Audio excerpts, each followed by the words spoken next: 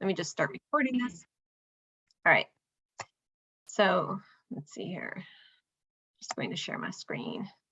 All right. All right, I'm going to share with you a few slides here. Hopefully this is showing you the right thing. Well, it's showing you my slides in Canva. All right, I'm going to turn on the presentation here. There we go. It's a little bit slow today, but that's okay. All right, I'm just going to show you a couple slides from a larger presentation I have. So, if you want to have more impact and you want to use LinkedIn for your content and for gaining more clients, this is a great space to be in today. And also, if you like to have fun, the content can be fun. And I know one of you here, I read a piece of content you wrote that was fun. And I know that you have other pieces too. And so that's the thing, is that we can be ourselves, we can be authentic. We don't have to be talking about, the dull business topics all the time. We can make our business topics interesting. We can show who we are and have a really good time. Everything I'm sharing today is something that I've used with my clients and or myself, and it works. I've been doing this a long time. I have 20 years of marketing experience. So I'm not just pulling this out of a hat like a magician with a rabbit or anything. It's like, I know that these tactics work and they are proven for a long time in the marketing world, which I've been in for a long time. So what I'd love for you to do, again, going back to that idea of taking action on what you can do in the next 7 days, I would love for you to be able to take what you learn here and what you do here in this interactive session and be able to apply it to your business within the next 7 days. Basically, you're going to learn what anti-boring content is, and then also how to start getting more opportunities with it on LinkedIn. If you've tried using LinkedIn and you're stuck, or you've never used LinkedIn at all, or you get 0 clients from LinkedIn now, all of that is fine. Or if you're getting 1 million clients from LinkedIn and you want to get more, that's fine. I can help you answer any of your questions, help you perhaps adjust what you're doing so that you can get better results or the kinds of results that you want to get. Again, I already said this, but LinkedIn is my #1 way of getting clients. I love it. It's so useful to me, and I am a huge fan of the platform. Just a little bit about me. I worked for the Red Cross for many years. I generated a lot of revenue for them. And I also ran a successful poetry magazine on the side, which is carried at various libraries. But that job was really getting to be long hours. So I resigned from that job. I took it was like another 12-hour-a-day job. Meanwhile, my dad's health was failing.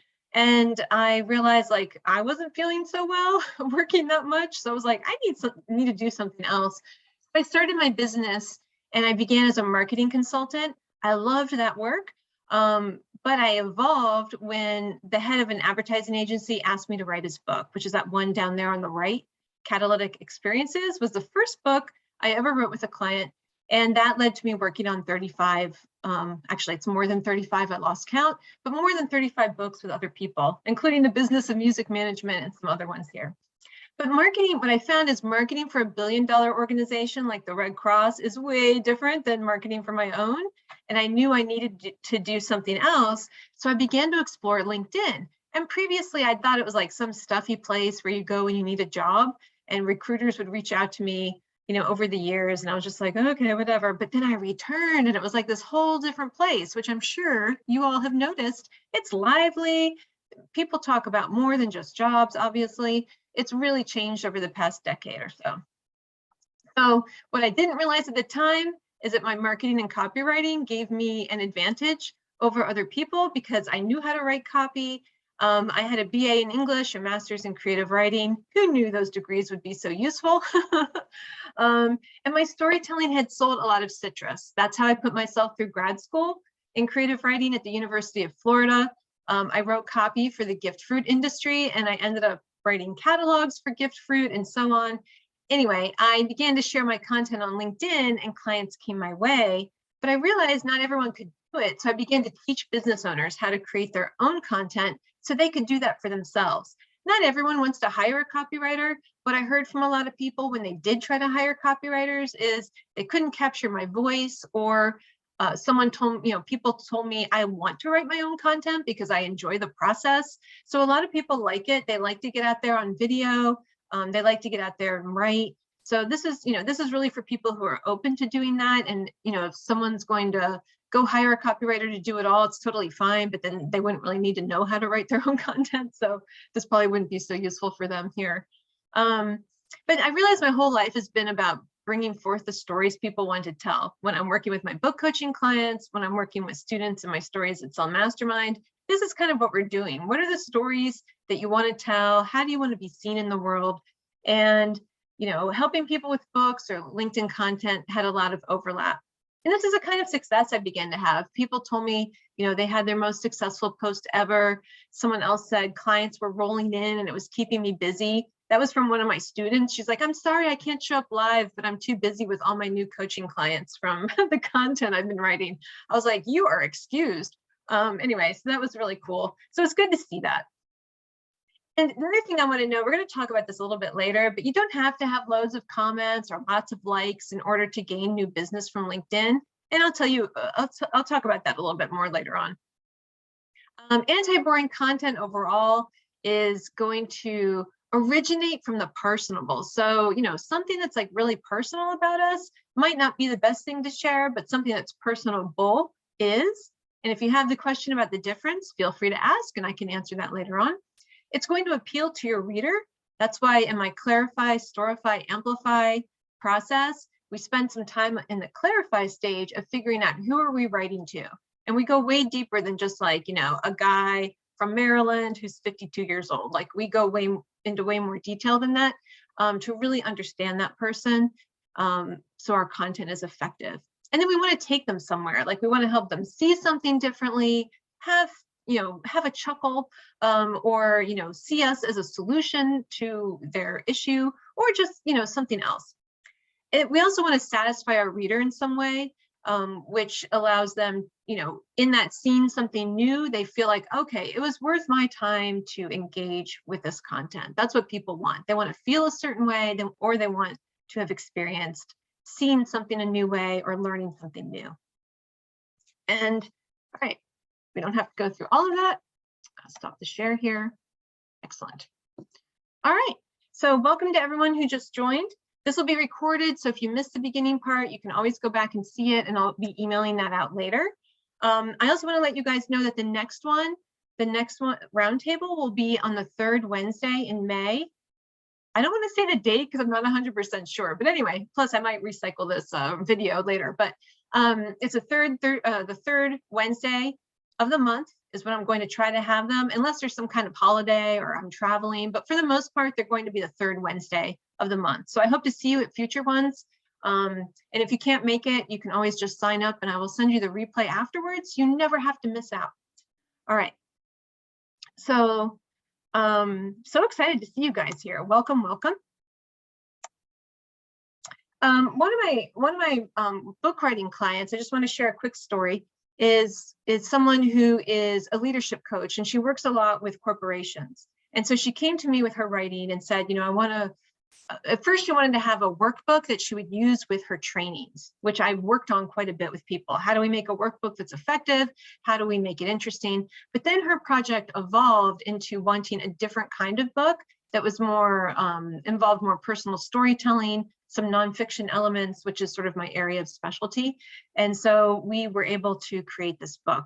Well, what happened was just amazing. Like people began to order the book when she was giving her corporate talks, and they would order it as an accompaniment to her speaking or to her engaging with the team in a workshop. And so it was this extra additional piece of her business. Now that might not apply with LinkedIn content. You might wonder, well, what's, you know, why are you talking about books when we're talking about LinkedIn content? But there's really a lot of overlap because the point is you're getting your message out there and you're getting it out there in a way that allows you to grow your business. So even though the path might be slightly different, the outcome is really the same. It's about getting your message out there, becoming visible in a positive way, raising your profile, and doing that in a way that allows people to say, yes, I want that person. I want you to go talk to that person and hire them to come in and talk to our company or consult with us. Or maybe you work with business owners and they see your work and they're like, okay, I have to work with this person because I've followed their content for 2 months, 2 years, whatever it is. So that is the magic of content. Like we keep working on it. It feels like it's not working. And then suddenly the business just starts coming in. So, So if you tried it before and you felt like it didn't work, there might be reasons for that. We can talk through what those might be at the end. So I welcome you to gather up questions to save and ask me at the end, because I will have time to answer them for you. Now, as I mentioned before, my overall process is clarify, storify, and amplify. And so we're going to start out a little bit with the clarify before we get into the writing exercise. And sometimes when I've taught before, sometimes people will say, like, why aren't we writing right away? It's because we need to do a few steps at the beginning before we can dive in and start writing. If we start writing too soon, then we may end up with some writing. We'll have words on the page, but they might not be words that are going to be effective, that are going to help us truly communicate in the way we need to with our audience, so that our audience knows that we can help them. What this is really all about is communicating with your audience so that they know that you can help them, and then just showing them that in different ways, and doing it in a way that shows who you are and that reveals to them that you definitely can help them. All right. We want to know a few things. You don't have to share this with the group, because some of these questions will have answers that you may want to keep private, but we do want to know what you plan to sell in your business. Now, I know from talking to some of you sell training, some of you do one-on-one, some of you sell services of different kinds. You might have products as well. So think about what is the main item that you would like to sell in the next 30 days. And then just write that down, wherever you want to write it down, doesn't matter. And then as a bonus question, you can also write down how many of them ideally would you like to sell in the next 30 days.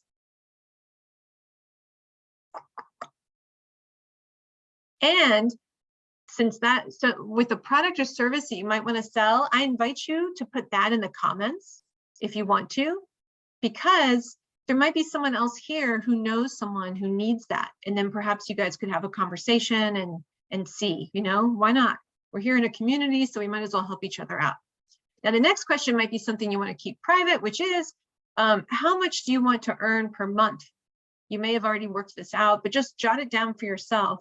So you get a sense now of how many of that item, product or service, do you need to sell to reach that monthly goal. That's going to give you clarity around that. And why do we focus on that when we're going to write? Like, how do these even work together? Because you're going to need to figure out, how often do I need to post every week? How often do I need to send an email? How often do I need to do whatever it is I need to do to make my marketing work, to make those sales happen? You're going to begin to gather data. Now, you might not have that data yet, but hopefully 6 months from now, 12 months from now, you're going to have a predictable system, and then be able to know, if I use these inputs of this many, doing this many times a week and doing this other thing that many times a week or month, then I know that I'm likely to earn this much a month. And then that means that we have more predictable sales, our blood pressure goes down, and we know that we're going to be making what we want to make every month without a lot of stress, grief, agony, and all that usual entrepreneur stuff that at some point all of us feel. We've all gone through it. All right, so and do you have any questions about how to choose what to sell? I work with a lot of really smart people, and sometimes they sell many things. So sometimes they're like, I don't know which one to focus on. Which one should I focus on? So if you have questions, let me know, and I will take a look at the chat and just take a look at the chat and see what's there. Let's see. I have not. Yes, so someone said, I've not been able to find any clients on LinkedIn at all, and I wonder if it's not a good venue for me. So that's a really great question to be asking, because we all have limited time, and I can answer this in more detail at the end. But in general, I think it would make sense if your clients are there and you can clarify, who is your client? Do they use LinkedIn? Most likely they do, given that I know what you do for a living. And I think that you would find clients on that platform. Can I guarantee it?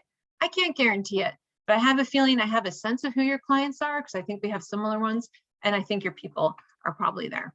So anyway, but we can go into it in more detail at the end. So if you feel like that wasn't a satisfactory answer, I can go into more depth at the end for you. All right, what I'd like you to do is we're going to take 3 to 4 minutes, maybe 5, and we're going to do some ideation. So I know some of you with your background, you're very good at this. So you probably have a lot of experience in it, and others of you might be like, ID what? So what we're going to do is generate some ideas together as a group. But again, if you don't want to share your ideas, you don't have to, you can keep them private. But what I'd like you to do is write down a time that something strange happened to you. And I'm going to give you an example to kind of get the creative juices flowing for you a little bit.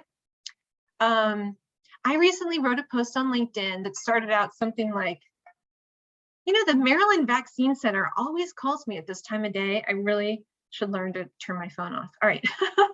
I'm like, I've been vaccinated many times. Thank you. All right.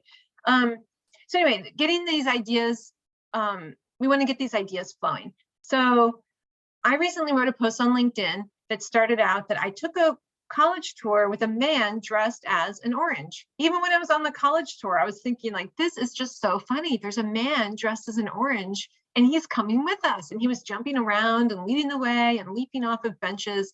I mean, this person had so much energy. And then they ran across, you know, a large area and then like, you know, jumped around with college students who went to the school and oh my golly. So anyway, it was a lot.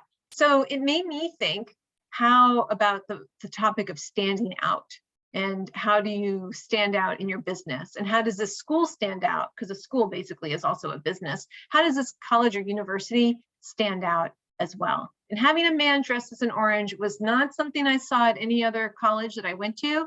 It was definitely memorable in a positive way. So that's something that I could turn the story into, is to write about that. And my first story wasn't even 100% focusing on that particular topic. So you can see one man dressed as an orange can become a story used in many ways. So anyway, so I encourage you to write down a time something strange happened to you. If you would like to share it in the comments, I think it would be really interesting and fun to see what people have come up with and to see what's happened to people. So that would be awesome. And I'm going to try to turn my phone off. You'd think that I, you know, leading this would have turned her own phone off, but I did not. So anyway, bad Deb. All right. Now what we're going to do is write down a second time something strange happened to you. Now, why am I doing this and asking you the same question? Because sometimes we think of the first thing and then we kind of have to struggle a little more to think of a second example. But it's sometimes that second or even third try at something where we're like, oh, I never would have thought of this otherwise. And it can really create these breakthrough moments. So this is something that can be really cool. Now, it might be that you don't have a breakthrough moment and nothing happens. Creativity cannot be predicted. But anyway, but at any rate, you'll have one or two ideas that you can use for the next part of what we're doing here today. I'll just give you a minute or two while I take a sip of water.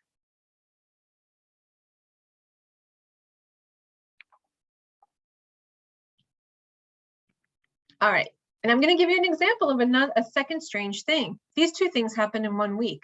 I was traveling. That usually increases the number of weird things that happen, but whatever.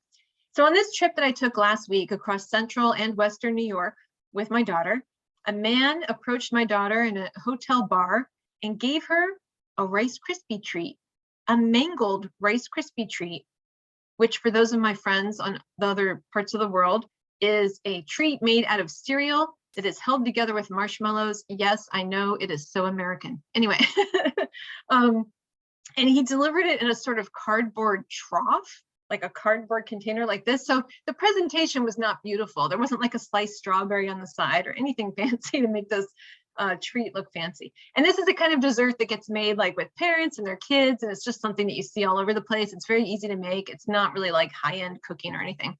Anyway, he walked away. We were kind of confused. It didn't seem like he had a uniform on, but later he returned. He said he worked at the hotel. He also said he managed a dump during the day. He was like, I manage a dump. So he told us this whole story, where he worked before, why he was at the hotel, and all kinds of things. So he sat down with us and told us his life story, which is kind of strange, but it's okay. And it happens to me a lot. So anyway, I could turn this into content about storytelling, or perhaps about creating connection, or, you know, I could take this story in so many different directions. So I still have more to, you know, work with on this story, and I'm not sure where I'll take it. I did use it either in an email or a piece of content recently. Maybe I paired it with the man dressed as an orange, I'm not sure. but there's so many different ways that I can use this. So sometimes you just start out with an idea. You don't have to know what the whole story is. That's why I'm sharing this with you, because I think it's interesting to see what is the process like of ideation, of coming up with ideas that we're going to use in our content. And it might seem like, well, gosh, didn't we just spend 5 to 6 minutes trying to figure this out? But when you know how to do it, it takes a lot less time. And that's something I work on with students in my Stories That Sell Mastermind, is how do we make this happen lickety split? So all this content creation doesn't have to take all day, doesn't have to take hours and hours every week. It doesn't have to be a slog, and you can become more consistent and get more of those positive benefits. That's all stuff that I work on. So anyway, that said, what questions do you have about coming up with ideas? Did you feel stuck? Did you feel like, nope, I had it? The questions that you asked helped me get through it. Just let me know below what your feeling was. Like, did it go well? Did it not go well? Are you feeling confused? Let me go take a look at the chat here and see what's going on. All right. Hey, great, I love this. Michelle sells process simplification services. Nice, but it's all about making life easier and predictable. That's a great thing. I like the way that you noted in your comment, the part that you really sell. It's not just the process management, but it's really about making life easier and more predictable. That's really important, because a lot of times we think we're selling one thing, but we're really selling this other thing. So that's a really important distinction to have, and I'm so glad you wrote that so that I could share that with everyone. Let's see. Tamian said, I once did a face plant into a glass door while turning my head to flirt with a guy. Hello, awesome story. Can't wait to see it. I have no idea how to tie that funny story into what I do. Yeah, so go forward, and with these ideas, do what you can to tie them into what you do in some way. Sometimes the stories don't have to 100% tie into what you do all the time. Sometimes you can have stories that just let people know that you're funny, that you're willing to laugh at yourself for having done that, right? I was in a writing session with a friend I meet with a couple times a week to write, and she was like, thank you for the chuckles in your writing. I don't know, I was just like in funny land that day, like my writing that day was funny. So I was like, oh, this is good, I'm making her laugh. I didn't even know it was funny. So anyway, so it's like good to know these kinds of things, and to know that you don't always have to, be talking about, what you do all the time. So, and you're stuck on the second funny thing. Yeah, it can be hard to come up with a second idea after coming up with the first one. That's definitely for sure. So maybe something will come to you later. Sometimes when it comes to creativity, we can't make it all come in that one moment, and some of it will come maybe in 10 minutes, maybe the second that we close out the Zoom, you'll suddenly have this idea come to you, or maybe it will be when you're walking your goldfish later. You never know. All right. So what I'd like you to do now, and hope this will help anyone who might feel stuck, is to take 3 to 4 minutes to sketch out your story. So to start, what I recommend doing is using bullet points if the idea of writing full sentences feels a little too overwhelming. The other reason that bullet points can be useful is sometimes for me, I want to sketch out the whole story before I forget any ideas I had for the ending, because it's so frustrating when I'm writing the story in full sentences and then I get to the ending and I think, wait, how is it I wanted to end it? Like I might have had a really cool idea, but then I can't remember it. The bullet points help me remember everything that I want to include and just kind of help me get it out of my head. But everyone has a different path to creating the story. So it's not like everyone has to follow the same formula. Everyone's going to have a different preference. So if you prefer to write full sentences and that's what works best for you, then absolutely go do that. This isn't like a one size fits all experience. All right, so let's take a minute or two for you guys to work on the story. If you have any questions, feel free to put them down below.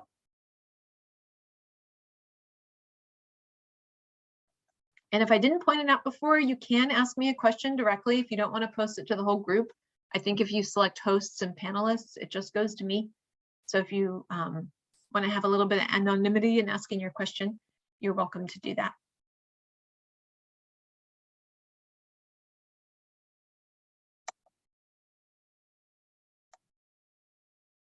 All right. I'm not seeing anyone mentioning too many problems, so that's good. Good work. All right. It probably wasn't quite 3 to 4 minutes, but we're going to move on, and then you can always add a little bit more later on. So it's kind of thinking and brainstorming, which is part of the 3-part system I teach. The clarify, we went through some of the clarity part, but not all of it, but just to kind of give you a gist of it. And then we went through the storify, where you're starting to work on the story. And then there's the amplify, which is where we talk about how do we get this out in a way, what's the right marketing mix or the right mix of efforts that we need to create in order to effectively grow our businesses and get more clients from LinkedIn or other methods. And you know, that's the kind of thing that I help people do in the stories itself.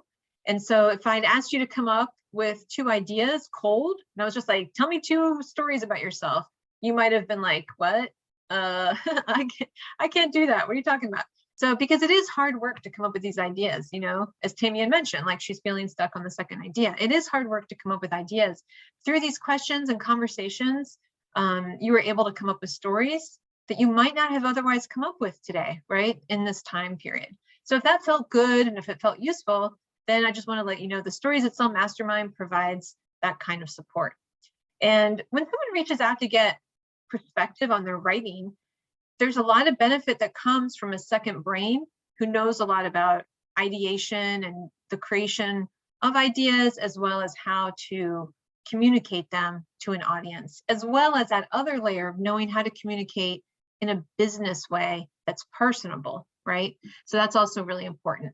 So this helps, you know, people become clear with their communication, that clarity on what they're selling, on how they talk about it, on the stories to tell, is what helps them gain clients. And then when you do that over a long time period, your business begins to grow, word begins to spread, and it's really, you know, that's how it works to grow your business.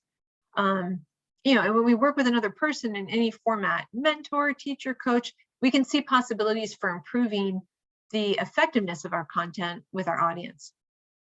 So feel free, you know, to ask me questions anytime, email, another way, in the chat, and I'm happy to tell you more about Stories itself.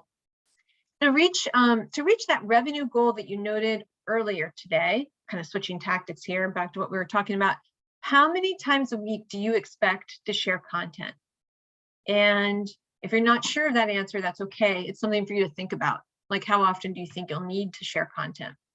I knew one person who sold very high ticket items, and he was content at that point. He shared content 2 times a week, and that got him the business that he needed. He was selling very large engagements to corporations, like $15,000, $20,000. So, and he was a solopreneur, so he was comfortable with that. Some people want to post every day. Some people have different methods. So I think it's very important to know going in, what is it that you're trying to do so that you can make the best decisions on the platform, and to know that you don't have to do what everyone else is doing. You might have a different business model that requires something different from other people. That's why I'm not really into like templates and, you know, trying to push everyone into the same exact pathway, because everyone's business is different. And the other thing is, if you are sharing content, how many times a week are you sharing content now? I'd be curious to know. So if you can let me know that in the comments, that would be awesome. And tell me, as far as content goes, what are some of the content, I'll call them vehicles, that you want to share content? Do you want to do video, or are you scared of video or hate it? I shouldn't say scared, but do you dislike video? A lot of people do. A lot of people are very uncomfortable with it.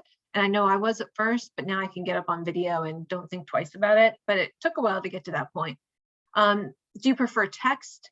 Do you like to email? Do you have an email list?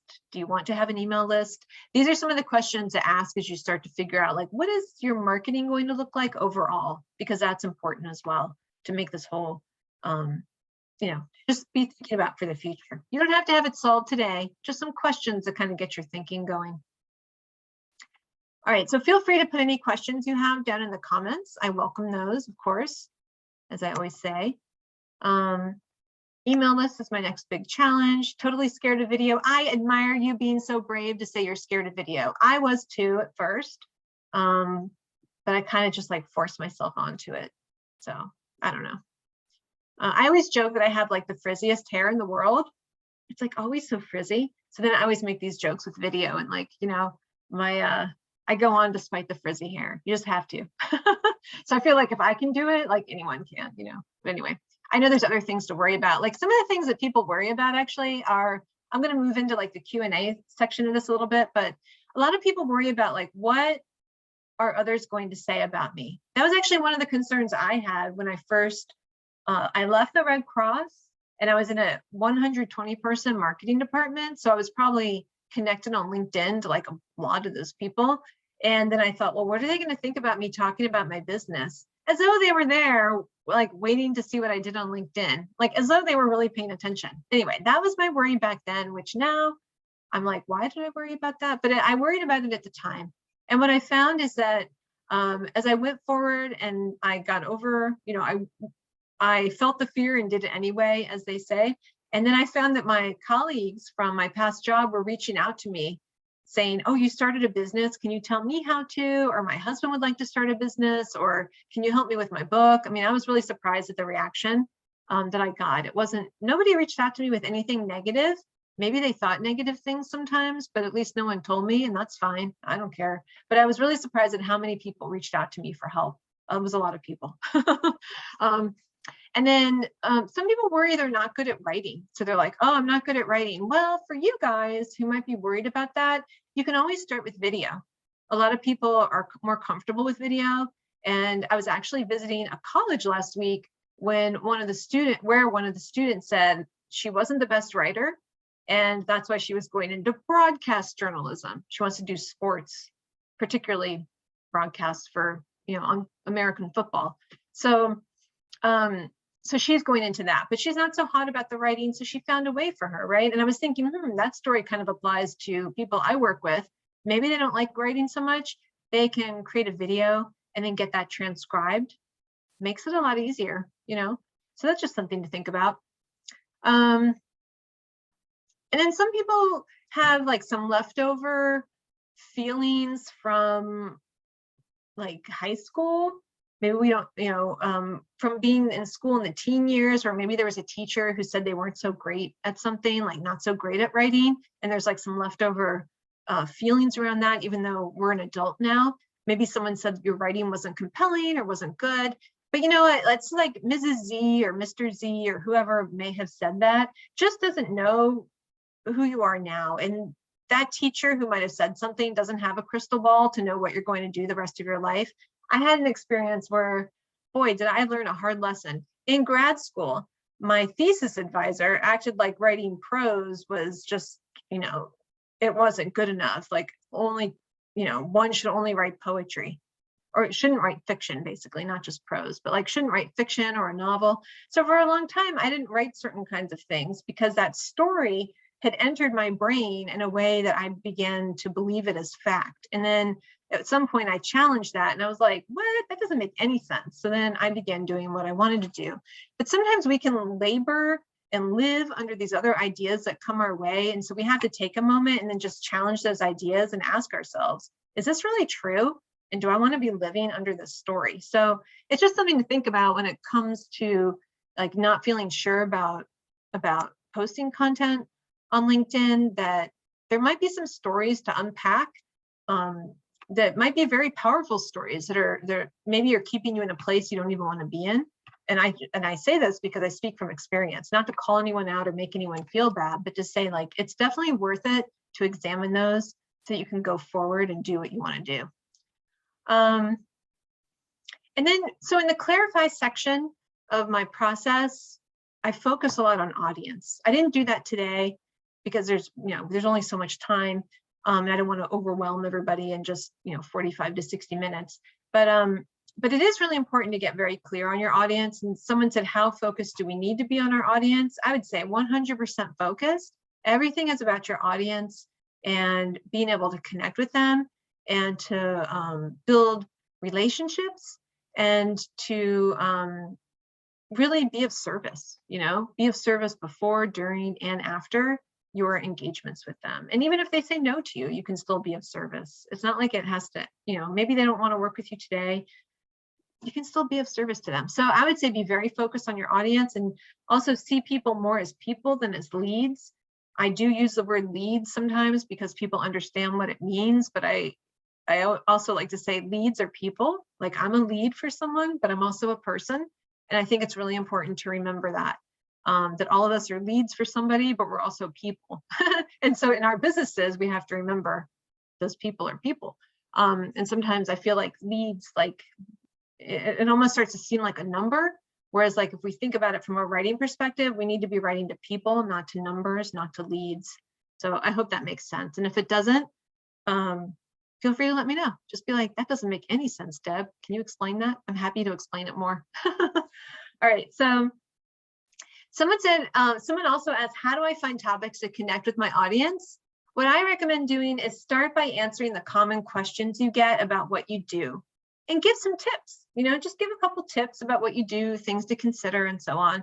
And that'll help take people, a few steps in the direction of getting what they need. Earlier, when I showed you guys the slides at the start of this, I mentioned how not getting engagement or likes or whatnot is not the end all be all. Like if you don't get them, actually, I used the wrong phrase. It's not the end of the world is what I meant to say. If you don't get comments or likes, that's okay, because it takes a while to gain traction on the platform. You'll also notice if you have gained traction and then you go away for a little while, it can take a little while to ramp back up. That's just a little aside in case anyone's had that experience. That's normal too. And people are watching. Just this past week, one of my LinkedIn connections said that they received a speaking engagement from the US, I think, Army, and that a colonel had told someone on their staff to reach out to this LinkedIn person, LinkedIn content creator, and hire them. It said, like, go hire that person. And so the LinkedIn content creator was asked the military person, how did you even find me? And they said, oh, my colonel reads your content and said we have to hire you. And so the LinkedIn content creator was pretty surprised and was like, tell your colonel to comment on my post. I mean, they're kind of joking, but they're like, I've never seen any comments from a colonel or anything like that. So this just is yet one of many examples of how people are watching, even if they don't comment. And it happened to me too. Someone reached out to me. It's happened to me many times actually, but with this one particular example, someone reached out to me and was like, I want to work on this project and I'm ready. I was like, what? Don't we need to talk? But they've been following my content for a long time and I had been extremely consistent and they were ready to work with me. So they reached out when they were ready. It made things go much easier, much simpler. And there wasn't all that back and forth. There was no ghosting. You know, sometimes you'll put a proposal out there and then people don't get back to you. That never feels good. So it was none of that. It was just like, we're ready to work together. Let's go. And that was great. The other thing is, what if no one clicks the like button? Kind of the same thing. It's like I said, it's normal for this to happen, and the success of having lots of likes and so on can take a while. If you see someone with like hundreds and hundreds of likes and they're not extremely famous, they're probably in a pod of some kind, like an engagement pod, and they're getting some comments and likes from different people. Some people are really against groups that do that, and then others really love them. So I just kind of have a neutral stance on those. I don't really feel strongly either way, as long as they're not like trying to be negative or anything like that. So, and as long as LinkedIn doesn't care. So anyway, let's see, what else?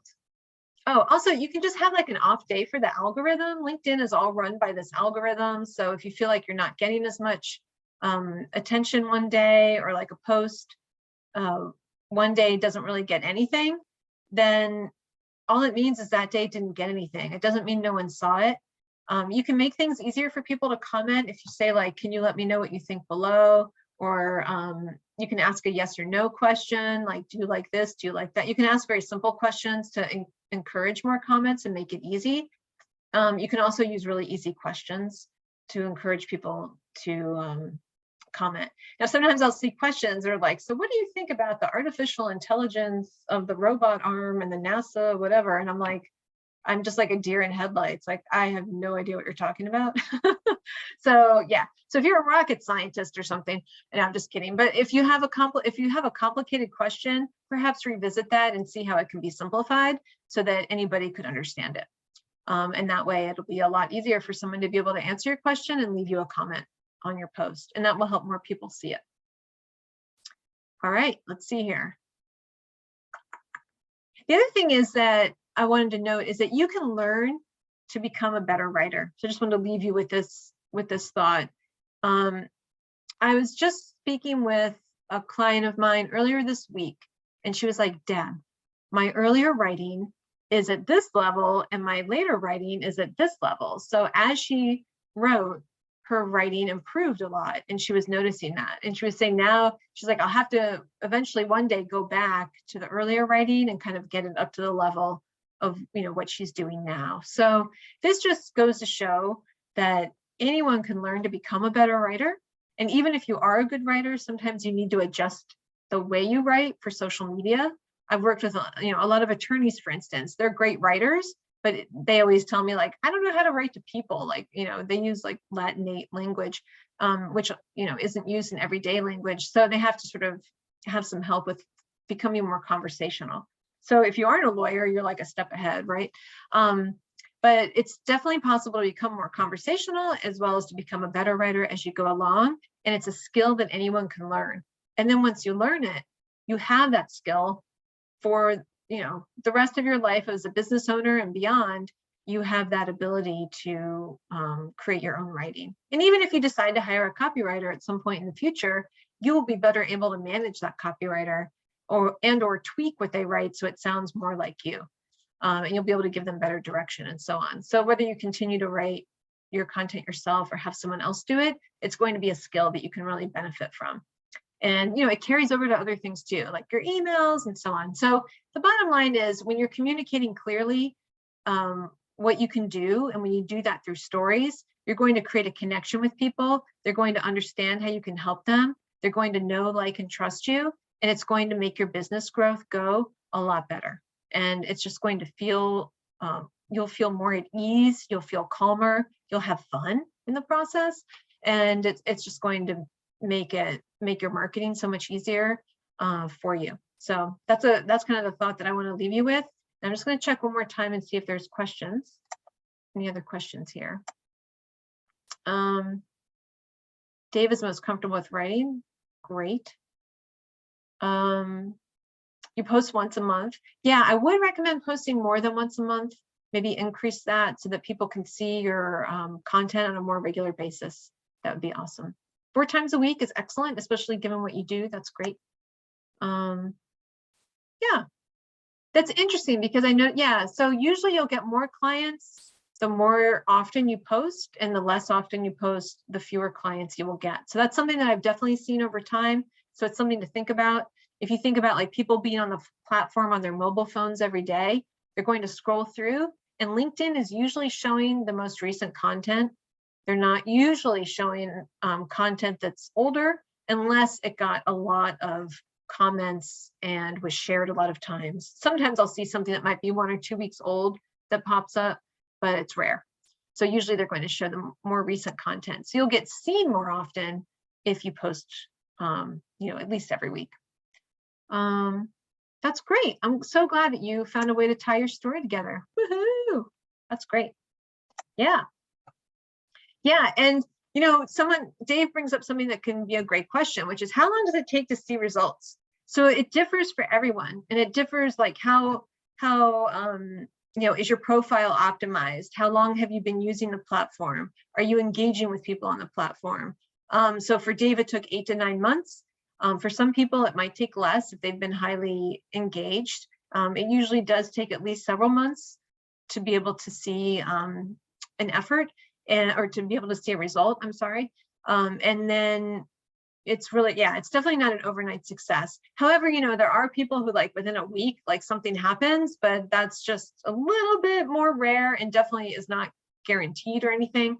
So it really can range from anything from 1 week to like 9 months. And usually it seems like maybe 6 months is a bit of a sweet spot, kind of like a bit of a median, I guess, of what I've observed with people feeling that way. Some things that can stop people are like if they're not sure what they're selling. I had one student who just couldn't decide. She had like 4 things and she didn't want to focus on one, and it really stopped her up from being able to make sales because she wasn't focusing and her audience was confused as to what she was doing. But once she buckled down and kind of focused on something, then she gained more traction and did fine. So sometimes it doesn't mean you're a bad person if it's not working. Sometimes there's some kind of adjustment that needs to happen. So if anyone's struggling out there, I don't want you to feel bad. It might mean like perhaps you need to be more consistent, perhaps your message needs some clarity, perhaps you're aiming to an audience that doesn't quite need what you want, and there needs to be some adjustment in the audience focus.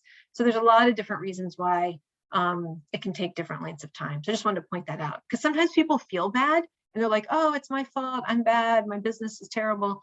But that's not it at all. It's just usually some kind of like little wrinkle or mismatch in what's being offered versus who needs it and so on. And those things can be fixed and adjusted pretty quickly. So awesome. Yeah, content recycling is great. Dave brings up another good point about repurposing, which actually could be a whole topic that I cover in a future one. That would be fun. To talk about how to repurpose your content and so on. So great. All right, any other questions that you guys have for me or for each other? I love seeing the conversation going on in the chat. This is exciting. All right, well, it was wonderful to see you here. Again, we'll have this on third Wednesday, so I hope to see you again. And you'll get another couple emails from me. I'll send out the replay. And I look forward to seeing you guys again in May, if not before. All right, take good care, guys. Bye.